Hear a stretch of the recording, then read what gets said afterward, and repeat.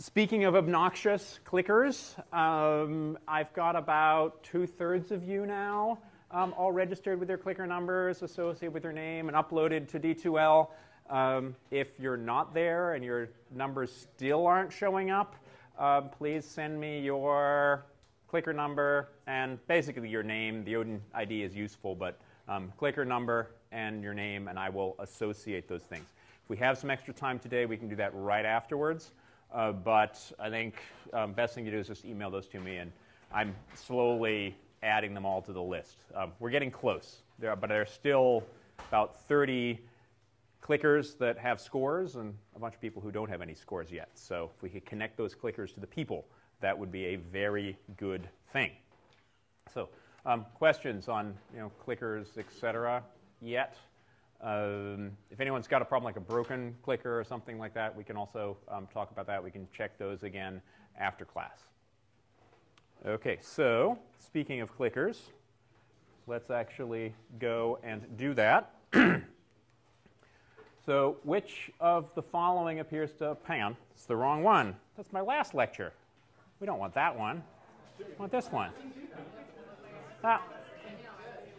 OK, that'll work.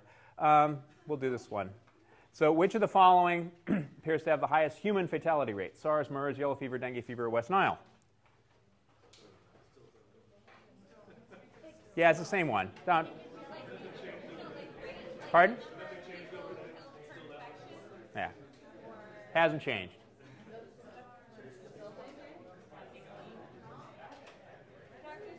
Yeah. So the fatality rate is actually per noted infection.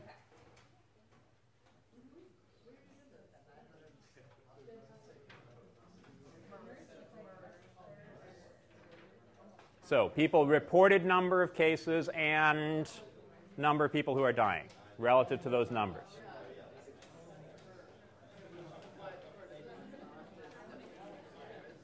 It is actually not the same question as last time. So I thought it was. Again, I haven't had enough coffee yet this morning. 10, 5,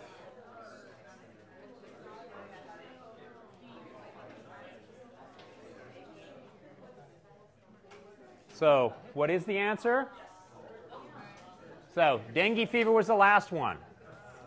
That was the absolute total number, not the actual rate. Now, the fatality rate is a really confusing thing because this comes from the number of cases that are reported.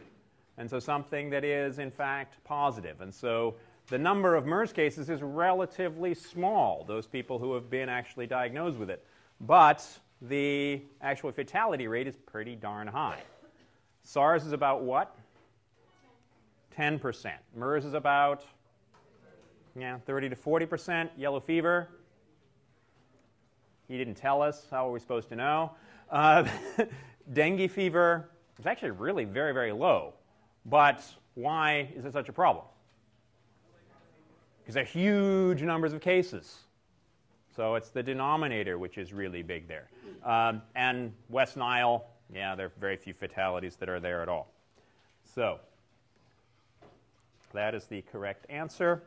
Next, coronaviruses appear to be able to do something that no other RNA virus, at least that we've talked about so far, can. This is encoded polyprotein, have a 5' cap, have a 3' poly A tail, proofread, bud into intracellular compartments.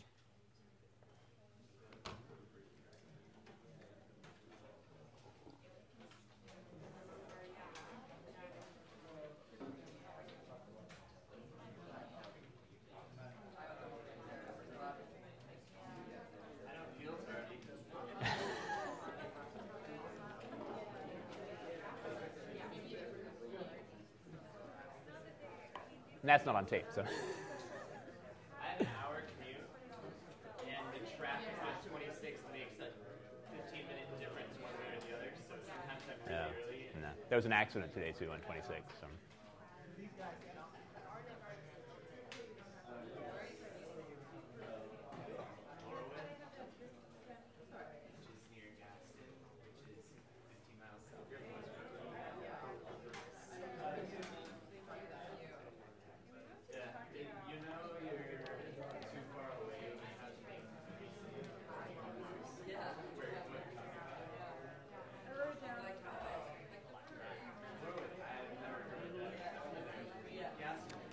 10.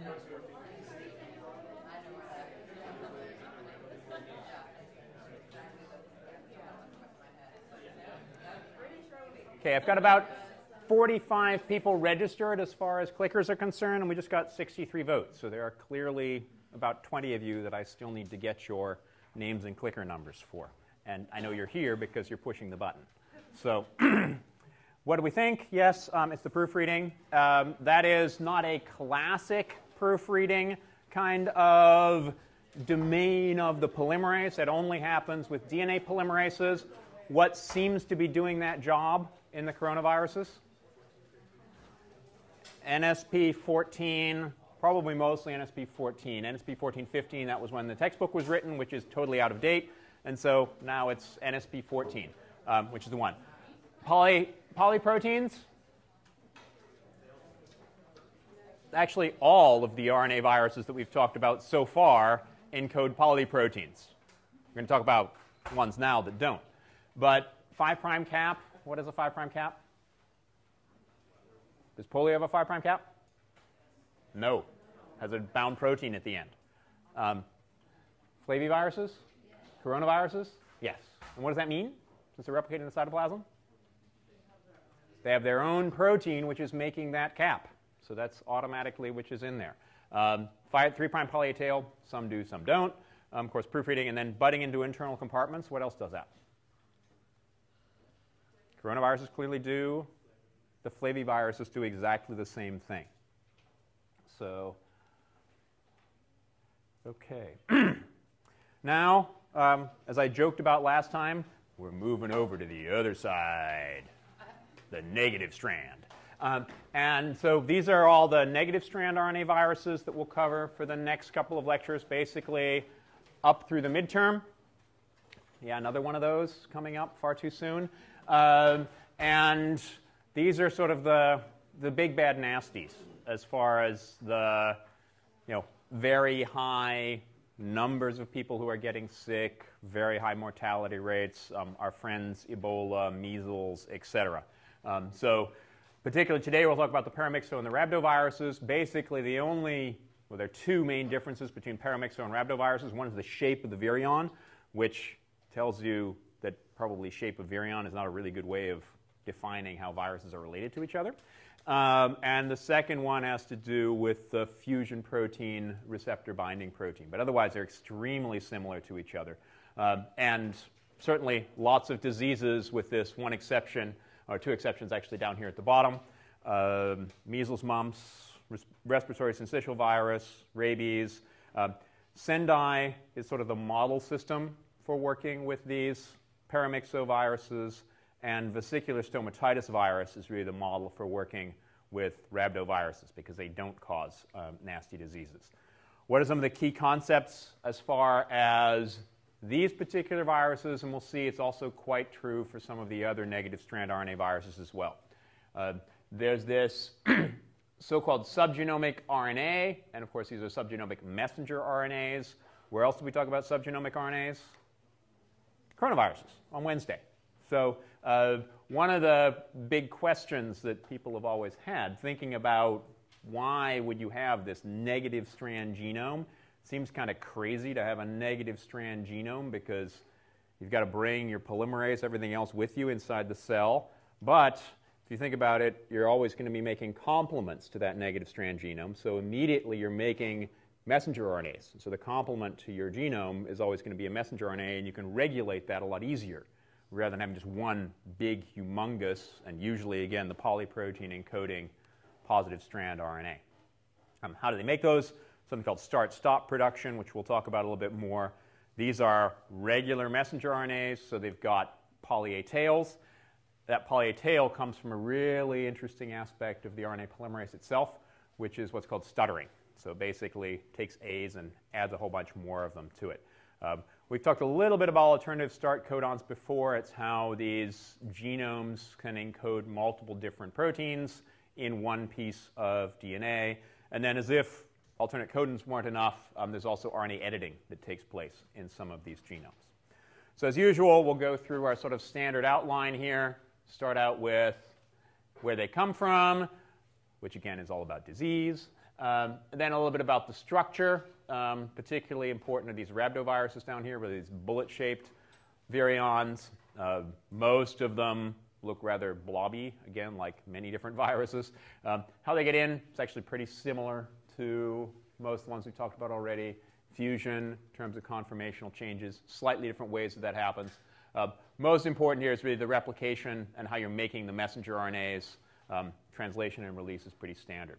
So we haven't talked about these again too much, in fact, not really at all. In terms of the whole virus, these mononegavirales, again, where they came up with these words from, but single genome, and there are actually some of these that have multiple genome segments, and negative strand. So these guys almost all bind at the plasma membrane, or actually come out at the plasma membrane, both of these. So instead of butting into those intracellular compartments like the coronas and the flavies, this is all happening at the plasma membrane. The RNA-dependent RNA polymerase, I don't know if I've used this abbreviation before, RDRP. A lot of virologists use this because, again, we're lazy. And it basically says what it does. It's RNA-dependent RNA polymerase, so RDRPs. And this particular polymerase is active on the nucleocapsid. And so the key thing here is that the genome is bound to protein. And that's the nucleocapsid. So genome and protein together are what you have as the template for this RNA-dependent RNA polymerase, which, of course, is in the virion when you have infections that take place. And then start and stop mRNA production is true for pretty much all of these. Again, two sort of flavors of these. We'll start out talking about the rhabdoviruses, but most of the time we're going to spend talking about the paramyxoviruses. Why people care about rhabdoviruses? Rabies. So nasty encephalitis if rabies is not treated. One of the things that I think is really fascinating about rabies, because we work on these things that we call zombie viruses, but this is sort of the original zombie virus, because infection with rabies virus changes behavior. And so, again, it's a very bizarre thing to think about, but apparently what seems to happen is when you have an infection with rabies virus, this is true for rabid dogs, rabid bats, etc., they change their behavior in such a way that they're much more aggressive, etc. Well, why is that from the virus's point of view? Well, clearly, that's how you're transferring the virus. So the virus has somehow evolved to change the behavior of its host in order to get more virus transfer, which to me is kind of a mind-blowing thing. Yeah? The book also mentions the potential to be extra docile, like totally opposite end of the spectrum. So in terms of, with rabies infection? Yeah. I don't know of many cases of that. The standard case says, sorry to repeat for everyone who had to leave today, that process, I don't know of very many cases. And so the idea here is that rabies infection could also change behavior in such a way to make you much more docile rather than be much more aggressive. I don't know of much data on that. I haven't gone and looked at it either. But certainly when people talk about rabid dogs, et cetera, that's something. And it was such a big problem that this was one of the very, very first vaccines to be developed by Louis Pasteur, which was then taking a rabid animal, in this case it was a rabbit, and then transferring that infection over multiple generations and then getting the rabies vaccine out of that. And so that's basically where the rabies vaccine comes from. So basically it's almost lethal if you come down with this encephalitis. So very, very high rates, but you can use the vaccine not prophylactically but therapeutically. It's one of the few vaccines that works therapeutically because it takes a very long time for this virus to get into the nervous system. Not very many people work with rabies because, of course, it's got some obvious problems. So most people work with vesicular stomatitis virus, and this is the example of vesicular stomatitis virus here. This is from the viral zone that I gave you one of the links in the very first lectures. I find it's really quite useful, particularly for some of these viruses in terms of a nice cartoon. It's got the polymerase bound to your genome, which is encapsulated in proteins, and then the glycoprotein and matrix protein around the outside. So it gives you, I think, a pretty nice view of what these guys actually look like.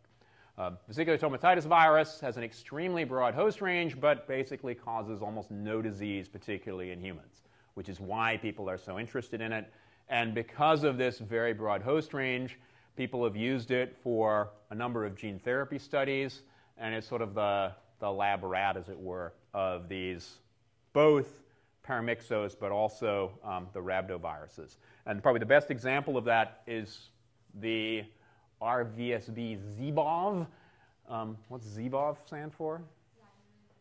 Exactly, Zaire Ebola virus. So this is one of the vaccines which is currently in trials in West Africa right now. And so what people have done, and this was originally developed as a Canadian project, it's now sort of moved through the NIH and different companies, et cetera. So what they've done is they've taken the major outside protein from Ebola virus, which is presumably what the immune system recognizes, and put it into VSV. So this is a recombinant vaccine product. And again, it's now in clinical trials in West Africa. And I did want to mention sort of what a clinical trial is. I wasn't completely sure on these, so I wanted to sort of mention it as well. 3 phases of clinical trials. Phase 1 is basically just safety, and that's does it cause harm? Usually relatively few people, 20 to 100 people. This was done for this particular vaccine in October of 2013, and that was considerably before a lot of this current outbreak. Normally, after a phase 1, you have a phase 2 trial, which is hundreds of thousands of people, which is to, in theory, optimize everything and really make sure that it works.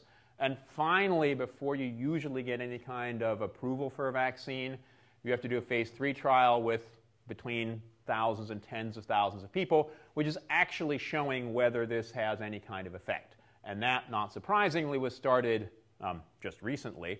And the big problem with this and why this process went so quickly is because you don't have hundreds of thousands of people who are being exposed most of the time. So you don't really have time to go through this whole class 1, class 2, class 3. You have to use it during an outbreak. And so that's what was being done in this particular case. So it's being used right now. One of the questions is efficacy-wise. Ebola cases are going way down as well. We'll talk more about this next week. So how well it's actually working is a really kind of open question. But it's a nice example of how we're using recombinant technology, sort of standard viruses, that's real lab rat, and just popping an extra piece into them and using these for vaccines. So that's it for basically the rhabdoviruses. We'll get back to them a little bit later on. The main thing here are the Paramyxoviruses. These are causing lots of different diseases in humans. Measles, rinderpest, mumps, Nipah, Hendra, etc. Measles is was, I should say, more of the main problem. It's still a big problem in the developing world, much less so here. It's been around for thousands of years. There's a really, really good vaccine for it. We'll talk about vaccines in just a second. But nonetheless, there's still probably 1 million infections per year. And one of the reasons for that is that measles is incredibly good at being transferred through aerosols. And basically, if one person in here coughed with measles, all of us would be exposed. And people will also say in something like the Rose Garden, unfortunately the lasers aren't still playing anymore, but if there were one person there who was actively infecting and spreading measles, everybody in the Rose Garden would get it. So incredibly good at spreading. And that's why sort of it's a big issue, and particularly in places where they don't have the vaccine. This vaccine was developed relatively early on, same kind of thing as a lot of the other ones that we've talked about. Multiple passages. One of the big breakthroughs with the measles vaccine is they were able to get it to replicate in cell culture. So you could do cell culture instead of having to infect animals all the time. Rinderpest is a very similar vaccine which infects cows and is a huge problem, again, particularly in the developing world in terms of cow disease, and they've now developed a nice vaccine for rinderpest as well. Yeah? What is an infectious dose of measles for transmission? So what's the infective dose of measles for transmission? It's very small. Exactly how many particles, I don't know. But basically, one aerosol particle can do this. And it turns out that these aerosols, measles itself is very stable in aerosol. And that's the reason why it gets so nicely transmitted. So it's like Yeah, so we can talk a lot more about aerosols later on. Has to do with drying and surface areas. There's all kinds of fascinating, really sort of inorganic chemistry in terms of aerosols and physics, how those all work. So yeah, it is important to take chemistry and physics if you're a biology major. Yeah. You were talking about like cow win. Are people like actually actively vaccinating their cows? So the question is, are people actively vaccinating cows? And there are vaccination campaigns now to vaccinate cows. It's not much of a problem here in the US and in Europe, but in sub-Saharan Africa, it's a huge problem.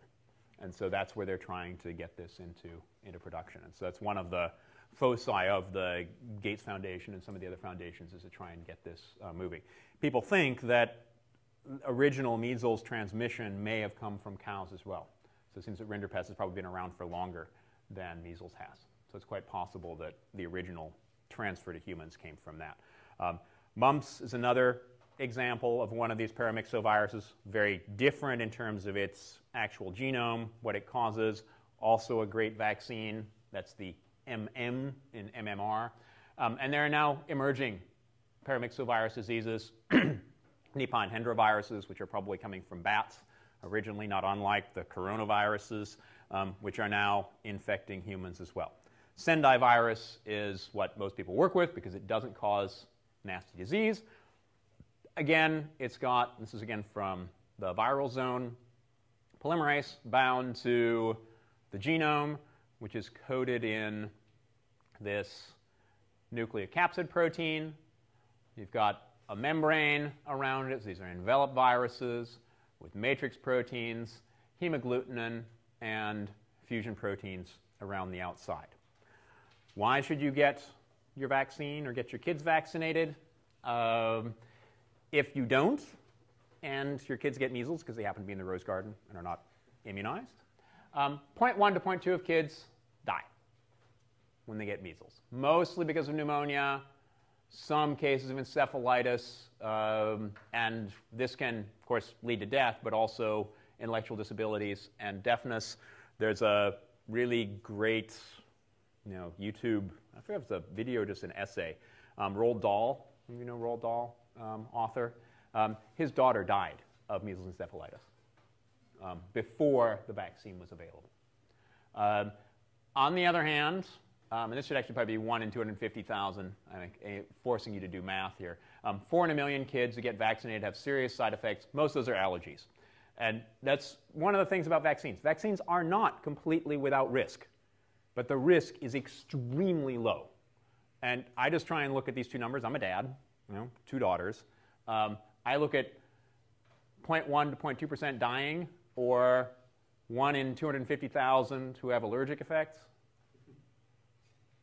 I think that should be pretty clear. Just what has happened in the US before the vaccine, 4 million cases in the US. Now, about 200. Almost all of those were unvaccinated. And because of the big use of the vaccine, was eliminated in 2000. Okay, well, what's eliminated mean? Well, there still were, let's see, maybe back up a little bit. Why? Because, in general, we're really good at vaccinating, with a few exceptions here. Oregon just barely gets by in this version because it's 91%. It's actually gone down, unfortunately, since 2008. 80% in Idaho. Texas is kicking our butts, which is kind of frightening in all kinds of different ways. So why has this been in the news? Hopefully all of you recognize this. There was an outbreak last year starting in Disneyland, spread from there across a number of states. Almost all of these were in people who were unvaccinated. How many of those chose to be unvaccinated, how many couldn't be vaccinated is an open question. This is the spread from that particular outbreak, and this is from December of last year till April 24th, so really quite recently. Almost all these cases are here in the western US, most of them in California. But that's not the only place where we have measles. There are also a number of cases. This is just this year, January to April, Illinois, Florida, Utah, so all over the place. Almost all of these are imported cases. So someone who's been exposed to measles when they've been somewhere else, and some cases, in fact, one of the major outbreaks that we had in the US a couple of years ago was a family that vacationed in Switzerland and brought measles back from there.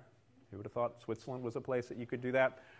But there are also some major issues with vaccination deniers in Europe as well, so that has something to do with it, I think, as well. But pretty much everywhere. So nicely, at least this year, so far, there haven't been any cases in Oregon. But there were, clearly, a couple of cases in Oregon between the 28th of December and the end of the year. So probably just a matter of time before there are a few more cases here. And again, 90 to 98% of those were unvaccinated people. How many have we had so far this year? 166, lots of different places, and that's just literally this year. Down the bottom, we have a chart basically of the number of cases that we have. Big spike in 2014, and 2015, this is just to date. So it wouldn't surprise me if 2015 is also going to be getting up here. So unfortunately, what I don't have is a graph of the vaccination rates, which are unfortunately going down, instead of this increase. So again, hopefully I'm scaring you enough that if any of you haven't been vaccinated or vaccinated your kids, please do so.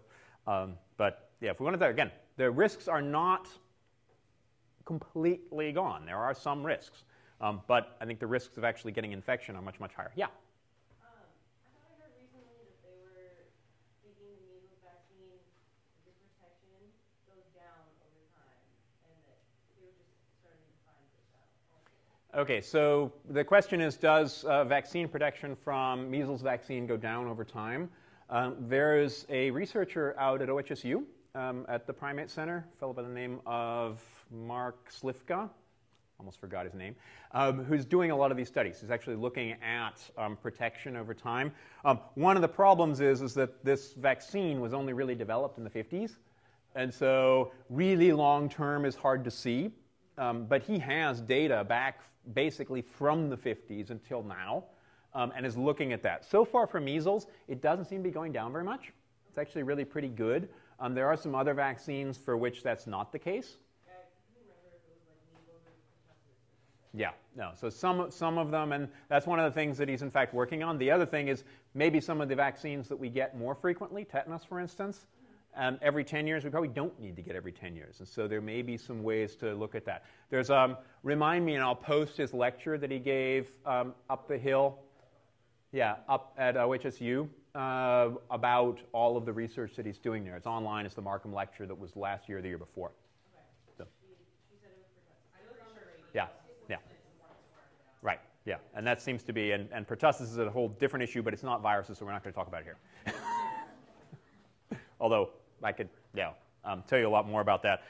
If we have time at some point, it's a little quick aside here, there's this film called Invisible Threat that was put together by a group of high school students in San Diego.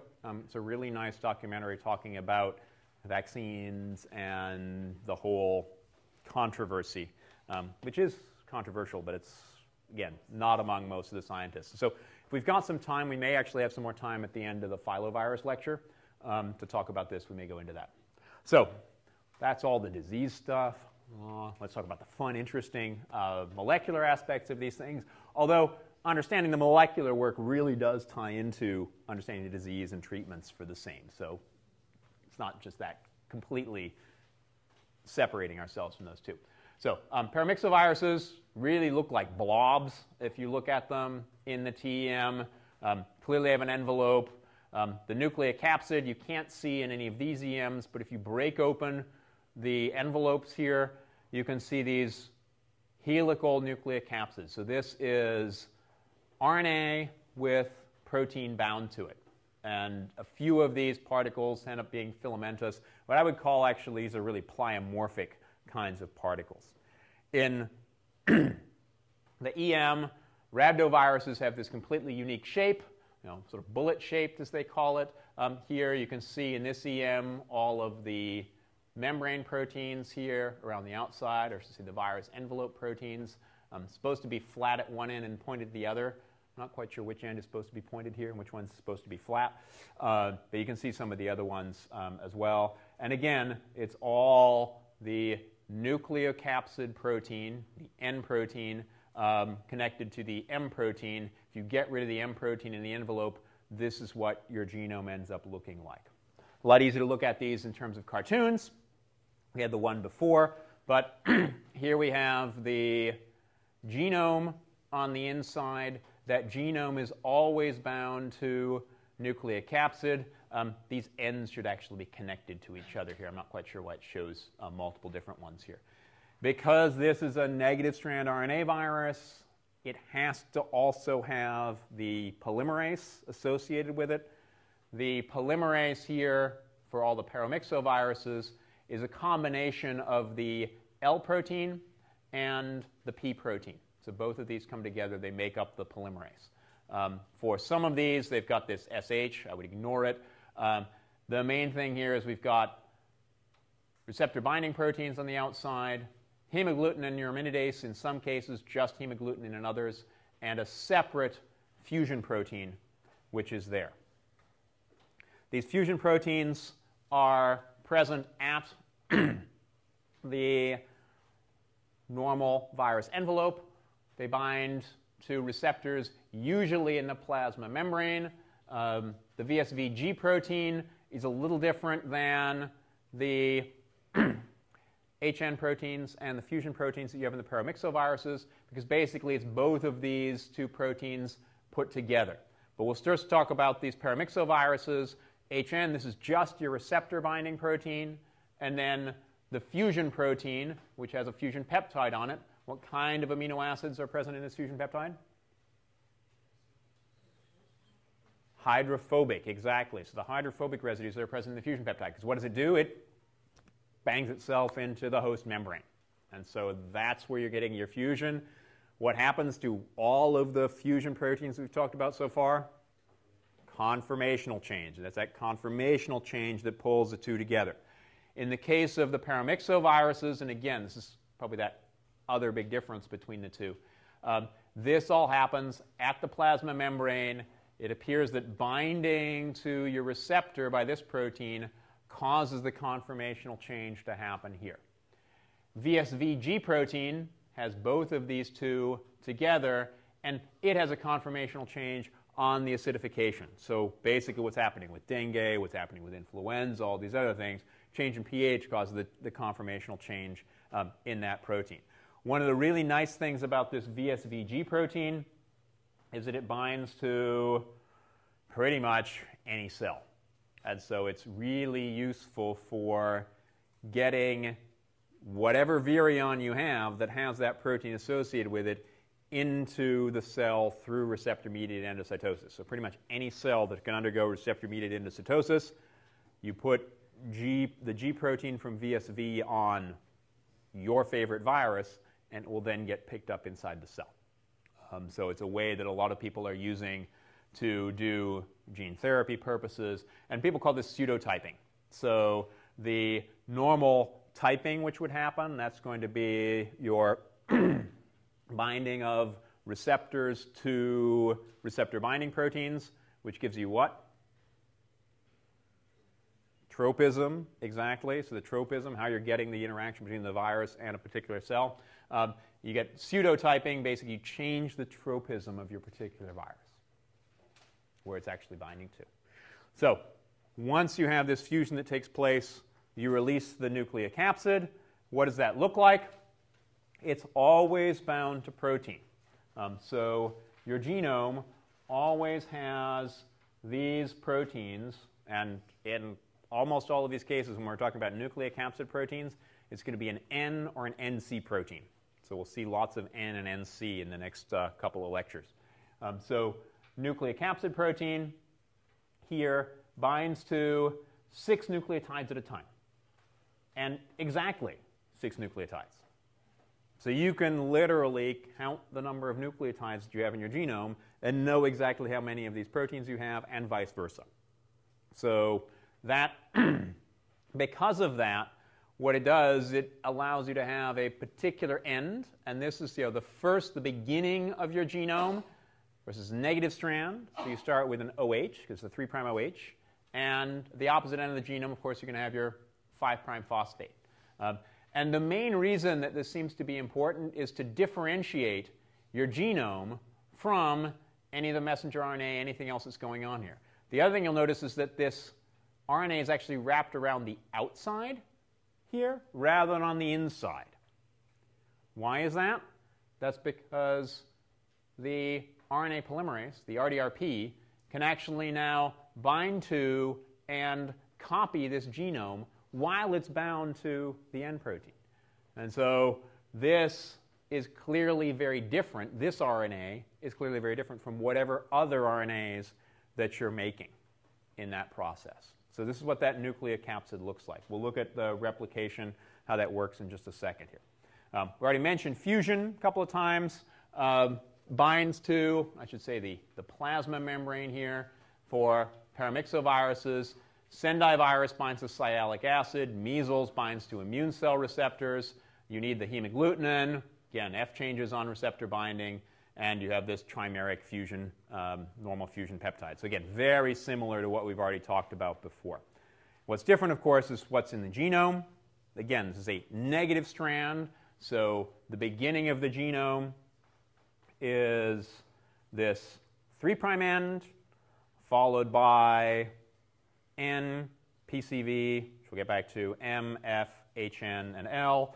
And of course, in the Rhabdoviruses, F and HN are together as G. Again, alphabet soup already? Yes. So again, it's packaged together with the RNA polymerase, which is a combination of this L protein and the PCV protein. L, again, is an enzyme.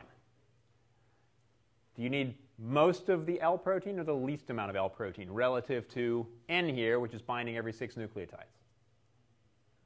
You need a lot less of L than you need of N.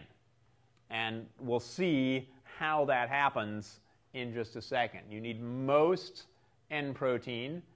You need less of PC and V, less of M, less of H, less of HN, and the least amount of L.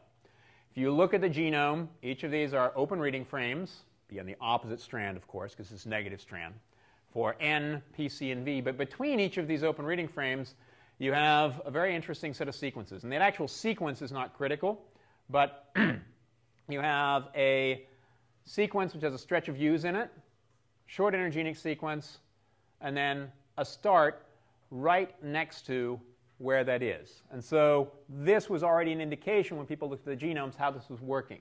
So what seems to happen with messenger RNA production is you have the polymerase that binds to the very 3' end, and it's already bound to the 3' end. As soon as you make your virion, again, the only way it's going to be able to do anything is if it's got its own RDRP with it. So that RDRP, when it comes into the cell, you've had your fusion, release of the genome. That then is bound to the 3' end. It will now make a copy. Again, we've gone from negative strands to now positive strands. This is an mRNA from this end of the genome, and it gets to the end of this first open reading frame. Once it gets there, there are two things that happen. One is it sits there and makes multiple copies of this stretch of U's. What base pairs to use?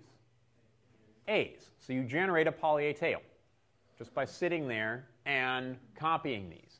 And then what seems to happen is the polymerase then can either dissociate, fall off, and potentially go back and start again here at the 3' end. Or in some cases, it starts again and makes a new messenger RNA. Then it gets to this same sequence at the end here, where it stutters. it makes a couple of U's, and then will either dissociate or continue. And basically what that means is you have the most of the messenger RNAs for this N protein, a little less of these guys, a little less of these guys, a little less of these guys, less of those, and then the least of this L protein at the very end. So this is a great way of making those individual messenger RNAs and the most of the protein that you need the most of, or most of the messenger RNA, and then the least of the one that you need the least for. Okay, that's great, but how do you make more of your genome? If you've got this process where you get to these sequences, you make a bunch of A's, and then sometimes you fall on, some you keep going.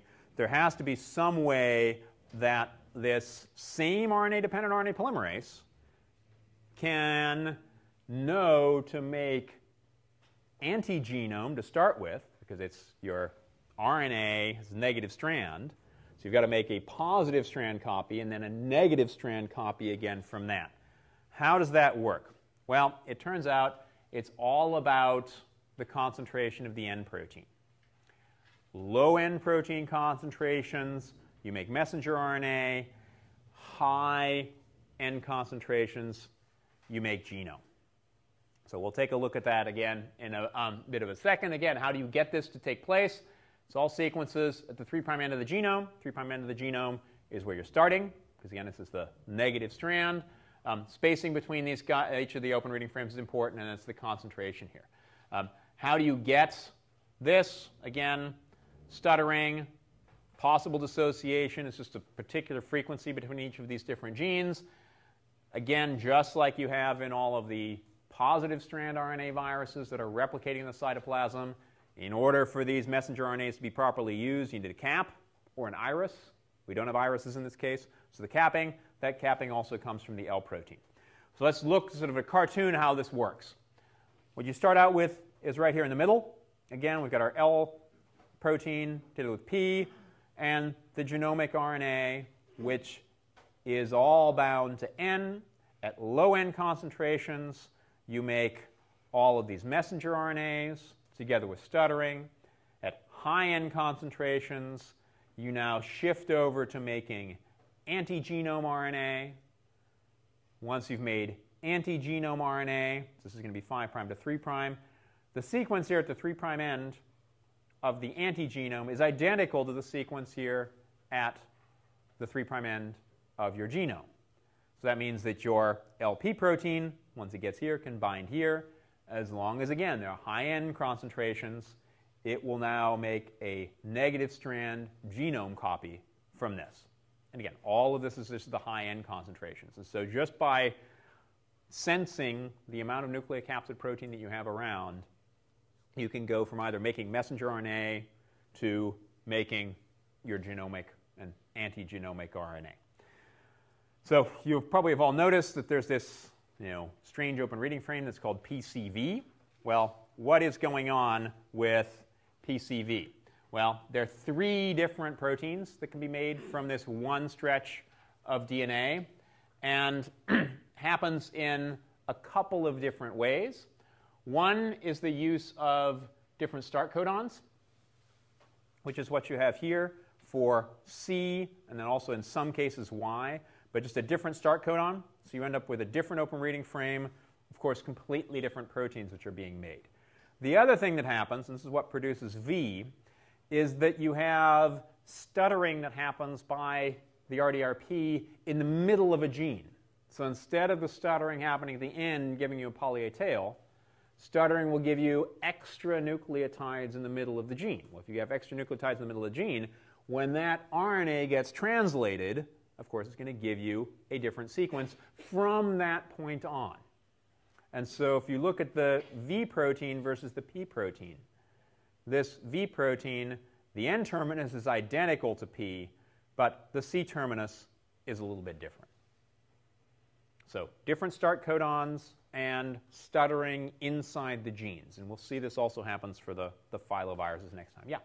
Does this stuttering remain consistent as this happens? Or are there changes in the stuttering and thereby changes in the nucleotides? So the question is stuttering consistent? And I'll paraphrase your question to say how many nucleotides get added in that case. In the case of the stuttering that happens at the ends of each of the open reading frames, there you end up with between 200 and 300 nucleotides of the A's. In the case of here, where you've got this stretch of C's in the template, which is going to be G's in your messenger RNA, you only really have 1 or 2 that get added here. It's usually not anywhere near as many as you have in the ends of any of those open reading frames.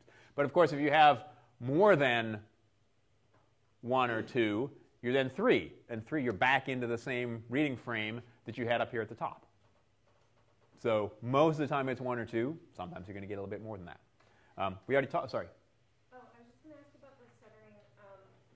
In the middle, is it always G's, and then at the end is always G's, or is it just kind of wherever it ends up stuttering? Yeah, no, it is. It is, in this case, it's always G's, and there's always also this sequence right next to it with these A residues. And people are trying to figure out exactly what makes this RDRP have this stuttering effect. And there's high-resolution structures. They have some hypotheses on how it works.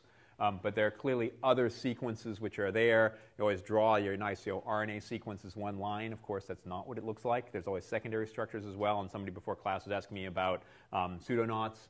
So there's also some secondary structures which form in the RNA, which seems to stimulate this stuttering, which makes sense that when you have a bunch of N protein around, you're not going to have that because the N protein is now going to get rid of any of that secondary structure. Okay, we already talked about this. What about packaging? How does packaging take place? Packaging takes place for all of these at the plasma membrane. So again, you're not butting into subcellular places. You're butting here at at the membrane. You produce the, and this is actually the budding for influenza, but basically the same thing is happening here.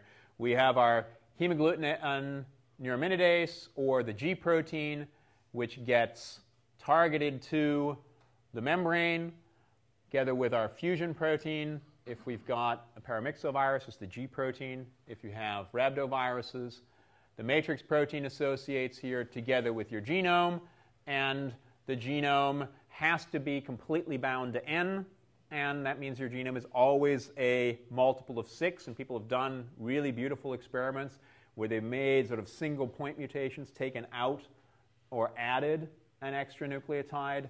Those genomes don't get properly packaged. So this seems to be a bit of a quality control mechanism, at least as far as insertions and deletions are concerned, for these genomes. So those are our Paramyxo and Rhabdoviruses. We talked about disease. This is measles, mumps, RSV, and rabies in terms of the Rhabdoviruses down here. Again, the structures. Again, the main thing here is the nucleocapsid protein, which is binding to the individual nucleotides, 6 nucleotides at a time. How does it get in? Again, it's this fusion protein. Replication, all about the N protein, how much of the N protein you have, how little of the N protein you have. If you have low N protein, you stutter. Sometimes you dissociate, sometimes you keep going, actually restart. People also call this a start-stop replication mechanism. Translation, it's pretty obvious. Again, you've got a cap, which is coming from your viral protein, which is making it. Poly-A tails, which you've got due to stuttering. Those get translated normally. And then release happens at the plasma membrane. So it's now 10 to 10. We could watch the first 10 minutes of the video, or we could go outside and get our biker breakfast and enjoy the sun. Biker breakfast and sun? Yes?